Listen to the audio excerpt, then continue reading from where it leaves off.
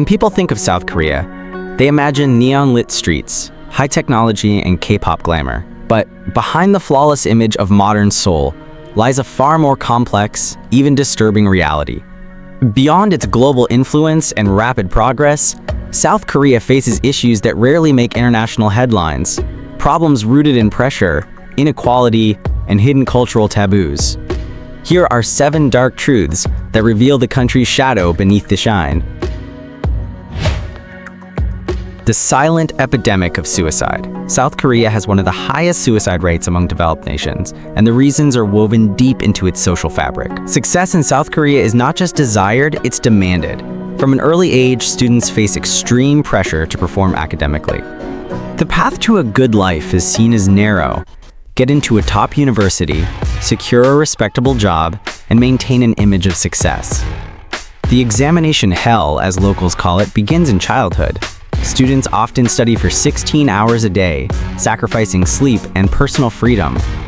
Failure in exams is equated with personal failure, leading to shame not only for the individual but for the entire family. This cultural mindset creates unbearable mental strain. The issue is worsened by the stigma surrounding mental health. Seeking psychological help is often viewed as a sign of weakness or instability. As a result, countless individuals suffer in silence. The dark reality behind K-pop stardom. The K-pop industry is often seen as the shining face of South Korea, glamorous, global, and wildly successful. From BTS to Blackpink, idols are treated as national treasures, cultural exports, and living embodiments of perfection. But behind the dazzling lights, fan chants, and music videos lies a dark underworld of control, exploitation, and suffering.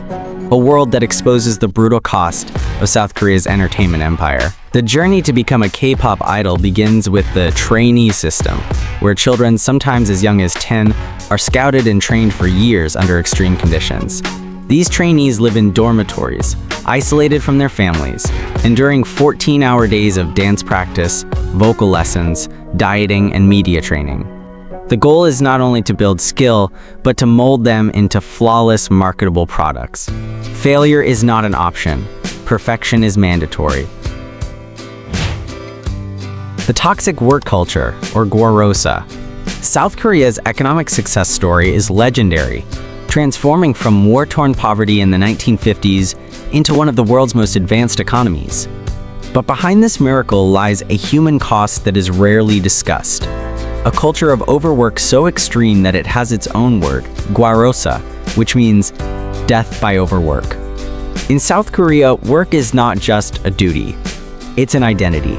The nation's modern prosperity was built on sacrifice, and that ethic continues to shape how people live and die today. Employees are expected to give absolute loyalty to their company, staying late, working weekends, and drinking with superiors after hours as a form of team bonding. Refusing to participate can be seen as disloyal or lazy. The unspoken rule is simple: the company comes before the individual. Beauty obsession and plastic surgery pressure. South Korea is often called the beauty capital of the world, a nation where cosmetics, skincare, and plastic surgery are part of everyday life.